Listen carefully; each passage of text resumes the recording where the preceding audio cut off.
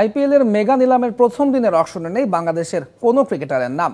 Accelerated প্রক্রিয়ায় দ্বিতীয় দিনের নিলামে আগ্রহ থাকতে পারে বাংলাদেশের সাকিব আল হাসান, মুস্তাফিজুর রহমান, রিশাদ হোসেন ও নাহিদ রানাকে নিয়ে। ক্রিকেট বিশ্বের সবচেয়ে জনপ্রিয় টুর্নামেন্ট ইন্ডিয়ান প্রিমিয়ার লিগ। এই আইপিএলকে ঘিরে তাই ক্রিকেট প্রেমীদের কৌতূহলের শেষ নেই।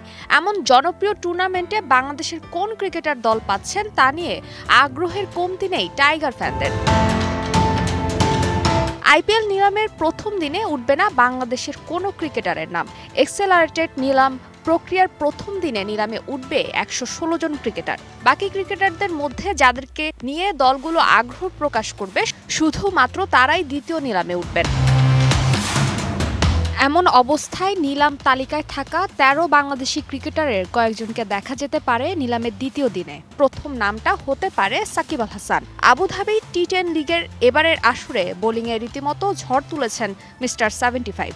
গেল বছর আইপিএল থেকে নিজেকে সরিয়ে রাখলেও এবারের আসরে খেলার সম্ভাবনা আছে সাকিবের। এছাড়া সম্ভাবনা আছে মুস্তাফিজুর রহমানের।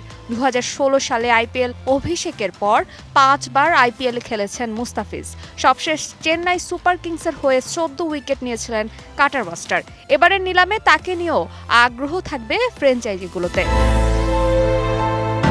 এছাড়া সুযোগ মিলতে পারে রিশাদ হোসেনের। আইপিএলের ফ্র্যাঞ্চাইজিগুলোর বিশেষ আগ্রহ থাকে লেগ স্পিনারদের নিয়ে। গত টি20 বিশ্বকাপে 7 ম্যাচে 14 উইকেট নিয়ে নজর কেড়েছিলেন রিশাদ।